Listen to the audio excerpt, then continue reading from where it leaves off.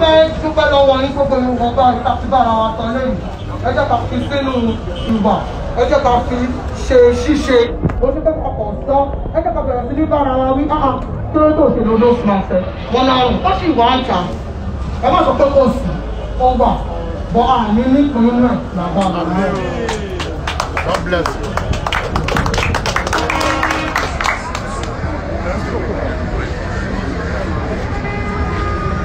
A round of applause for her, please. Up national, Isoleto. Well, at this moment, I want to call on the state chairman in person of Mr. Musiliu Akinsoya, aka Oluomo, to give us the word.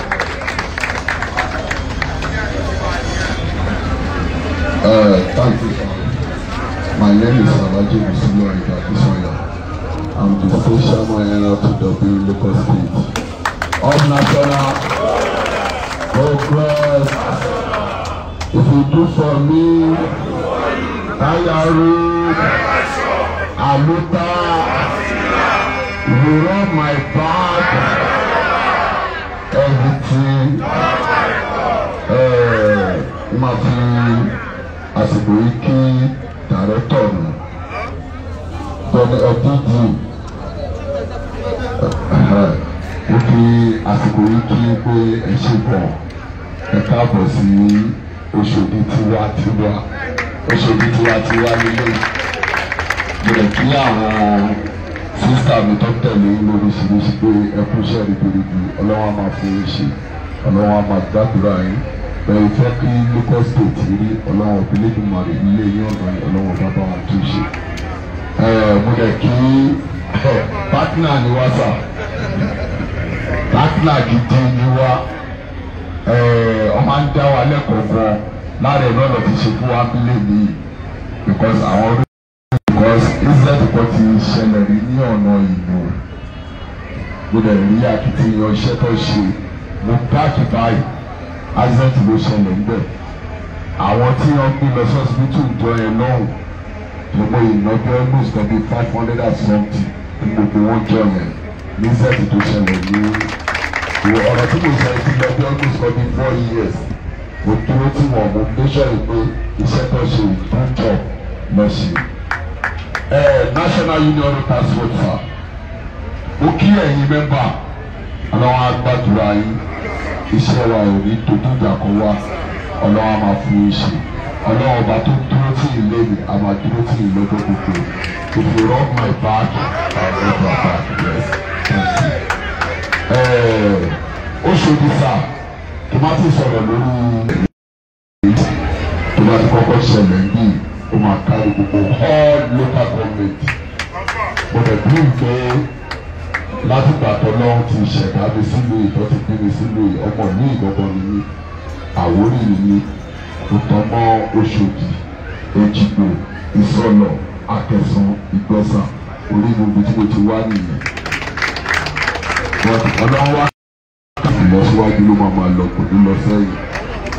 because téèyàn bá ń sọ lẹ́gbẹ̀ẹ́ mi pé COVID-19 tó bá ní kò sí máa ń sáfó nítọ̀hún because gbogbo ẹni tó ṣe. Mo dẹ̀ rí àwọn ọmọ mi wà US mo mọ ọkọ tó ṣẹlẹ̀ ńbẹ̀ àwọn ọmọ yẹn ṣẹ̀ṣẹ̀ rí Spain last week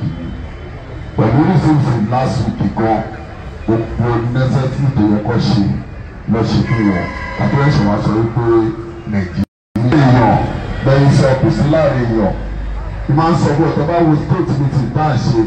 all Lagos State treasurer secretary branch chairman only branch chairman nìkan ló máa ń wá sí meeting láti gbà tí wọ́n ti sọ wípé ká máa ṣe meeting díẹ̀díẹ̀ because mo fẹ́ súnmọ́ wọn gan máa ń sáfàrà mi because bí yóò náà rọ̀ tí ọba ti lọ náà ní aláyé máa ṣayé ẹ̀ èèyàn gbọ́dọ̀ sọ̀rọ̀ mo tẹ́lẹ̀ ìgan ìkan ní mo kọ́kọ́ rú nìyẹn because ibi tẹ́lẹ̀ ti kọ́kọ́ jẹ́ chairman unit lélẹ̀ tí mo fi di branch chairman mo fi di state chairman gbọ́dọ̀ fún mi pé àwọn èrò táwọn sọ yẹn ẹlòmíì wà ó ní agídí ó yẹ káwọn ti ní wọn táwọn máa fún wọn because àgbowó lọ́wọ́ wọn tàbá rí pé ọ̀nà àwọn náà gbọ́dọ̀ ti ní ìtòyẹ fún máa fún wọn tó yẹ pé tuntun tó máa jánu lálọ́n tó máa mú fún yín pé ó yá gbà ó ẹ̀fẹ̀ kọ́ fa èmu yìí o because èrò ní ìnagidi lórí èèyàn tó ní pé kọ́lé pé fún pé gbogbo ẹ̀ mo ti bá wọn ṣe meeting lórí ẹ̀ because nǹkan tí gómìnà wa ò fẹ́ àgbọ̀dọ̀ ṣe because Lagos state nínú gbogbo state Lagos state is a powerful state gbọ́dọ̀ bíi pé ibẹ̀ lè pọ̀ sí jù àti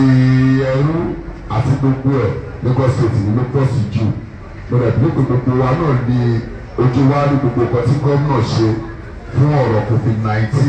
kó tó gbogbo bẹ̀rẹ̀ sí lọlẹ̀ díẹ̀ ẹni tó dẹ̀ bà ló mọ̀ ẹni tí sọ́ọ̀bù bá dẹ̀ ẹ má bínú èmi má pòwe díẹ̀ lọ́rọ̀ mi ẹni tí sọ́ọ̀bù bá tó bá fi gbé ẹ̀ wọlé kò ní bá wọn kú ọba kò so mọ́ mo fi àsìkò yìí sọ fún yín ẹ wo àràtàárọ̀ lọ ti jáde láti 6 lórí ọ̀rọ̀ wa sísá mi tó sọ̀rọ̀ kan nílẹ̀ kan ó ní tí gómìnà bá àpọ́ǹtì owó fún wọn wípé kọ́ lọ ṣiṣẹ́ yìí tọ́ọ̀bà ṣe ó yẹ pé díẹ̀ lọ ṣe báwo làwọn kan ṣe máa mọ̀ wípé Lagos state ń dà wọ́n nífẹ̀ẹ́ gómìnà lọ́kàn wọ́n dẹ̀ nífẹ̀ẹ́ ìfẹ́ state yìí lọ́kàn wípé kí àrùn COVID-19 ó má pa àwọn ọmọ orílẹ̀-èdè wa làwọn kan ṣe jókòó látàárọ̀ lọ ti jókòó láti tàjí tó lè yí sí lọ́sẹ̀ wá dá wa ní ẹ̀kọ́ àtìkọ́ tí gómìnà sọ̀rọ̀ pé kọ́kọ́ àti ọba ṣe gbogbo ọkọ tó ní kí gómìnà ṣe fún wa báwo làwa ṣe fẹ́ mọ̀ báwo la ṣe fẹ́ mọ̀ yìí pé gómìnà ṣe àwọn ètò kan báyìí fún wa ló fi àsìkò yìí rọ ẹ̀yìn mẹ́mbà because mo ń tẹ̀mọ́ yín létí nínú general meeting lọ́la náà máa tẹ̀mọ́ létí àwọn èèyàn máa jáde lórí kìíní ìgan because ẹni tó bá ń gbọ́ kókó wíwú láàárọ̀ kùtùkùtù á mọ̀ yìí pé ọ̀sán bẹ̀ lóríṣiríṣi pé èèyàn mẹ́ta àwọn tó ti sọ fún wa bí wọ́n ti dá wa lẹ́kọ̀ọ́ ẹ̀ gbọ́dọ̀ bí pé ọ̀ lè fa etí èèyàn báyìí wọ́n sọ̀rọ̀ sí létí àgbọ̀ngbà tó ń ṣòdì tó yẹ yìí sí nígbà tí mo tó dídọ̀ mo wà yí káàdì mo ní pé yes àwọn tí ọmúlété wà bí wọ́n ṣiṣẹ́ ìrànà mo ti rí àwọn kọ̀ọ̀kan tí mo fẹ́ rí bí because mo ti dé bí ìsìn àti tó bóyá bí 6 months tí mo ti dé bí ẹjọ́ try kìíní àwa ara wa ló ń sọ fún àwa ara wa ló ń sọ fún because téèyàn kan bá kó òní mọ̀ tó bá máa délé gbogbo family ẹ̀ ti kó báwo ló fẹ́ mọ̀ pé òun kó ìgbà tí ó mójútó ara ẹ̀ ẹlòmíì gan ó lè wọṣọ ọjọ́ kan fún odidi ọ̀sẹ̀ kan ó fi ń kó bá family ẹ̀ nulẹ̀ láì mọ̀ yìí pé ọ̀run ẹ̀ náà lóyún máa padà dé sí tó yẹ kó fọ ọlọ́wọ́n bá tẹ oko wa ẹjọ́ torí ọlọ́run kì í yóò ti lọ táwọn èèyàn bá ní kó lọ irọ́ ni o táwọn èèyàn bá dẹ̀ sọ lẹ́gbẹ̀ẹ́ yìí pé kò sí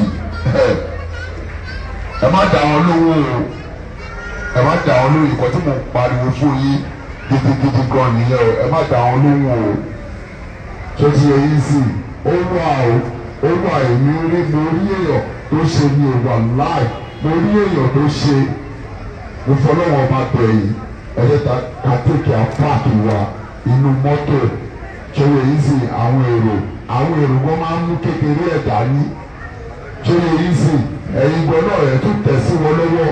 omi ẹ̀jẹ̀ kọ́ fọwọ́ wọn kọ́ fọṣẹ kọ́ fi gbogbo ẹ̀sìn kọ́ fọ kọ́ tó wọ mọ́tò ọlọ́run ní jẹ́ka lùgbàdì àrùn àtàkàyé àrùn lágbọ́dọ̀ lọ ọlọ́run bá dẹ̀ máa dúró sí wa akéwì fún gbogbo sẹ́ẹ̀lì ìṣe fún wa Lagos state onídàárù gómìnà wa ọlọ́run abáwa lọ́rẹ̀ ní wọn gbogbo ìgbòkègbodò ẹ̀ lórí ọ̀rọ̀ stéètì ọlọ́run olódùmarè á máa fún wọn ṣe ọlọ́run òní dáhùn láàmú lágbọ́dọ̀ lọ ọlọ́run òní fi ṣan ara wọn kò ní fi gbà wọn láàmú ẹ̀yin náà tẹ̀lé fún gómìnà náà ní ọwọ́ káàkiri because ọlẹ́ni tó fi ti ẹlẹ́ tó gbọ́ tẹ̀lé ẹlẹ́ni ọlọ́run ọba ló bá ṣe kí ni ló bá gbọ́tẹ̀ ọlọ́run bàbá yín gbọ́ ní ilé àtàwọn sọ pé yín lágbọ́dọ̀ lọ thank you very much God bless you sir. A round of applause for Mr. MC Oluomo. Thank you very much, distinguished ladies and gentlemen. àsìkò náà tó tí a fẹ́ ṣe ohun pàtó tí ó mú wa wá síbí báyìí. Tẹ́mọ̀ àwọn lára rẹ̀ tí a máa ń kọ sọ pé ẹni tó bá lè dára gbogbo wa láàyèrè rẹ̀. Ẹ jẹ́ ká jọ fọwọ́sowọ́pọ̀ kó lè dára. Ká sì tún wà nínú ìrẹ́pọ̀ lọ́lá Olúwa ṣẹ́. Kémi rọ́nà gbé gbà. Kí rọ́nà gbé gbà. Káàdì rọ́nà gbé gbà. Kí ìlú Èkó kó dára. Safety na kókó. A round of applause for yourself, please.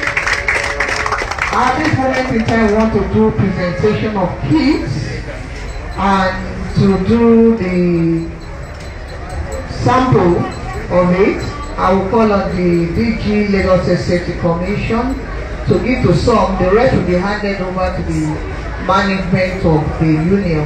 to distribute to every one of us. A round of applause for our DG, please.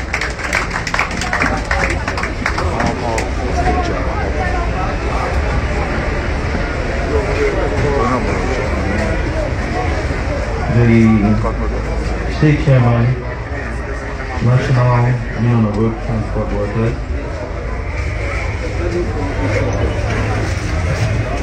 on behalf of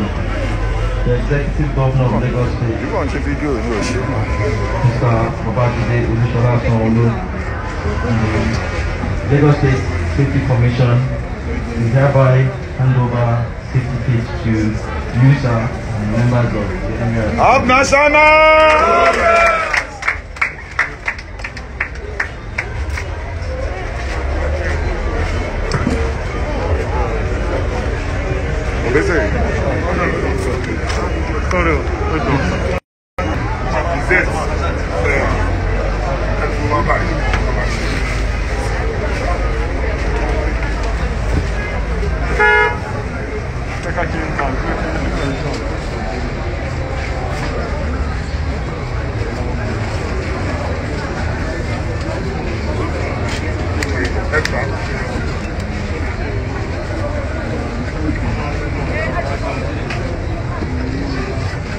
Adibale.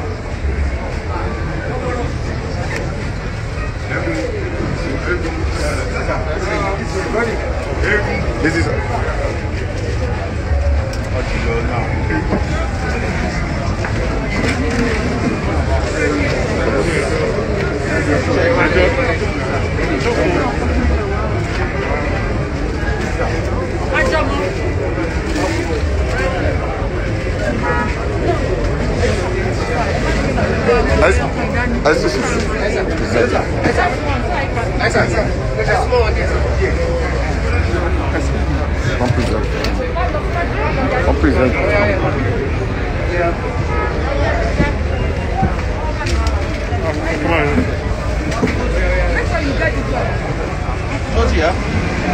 Yeah,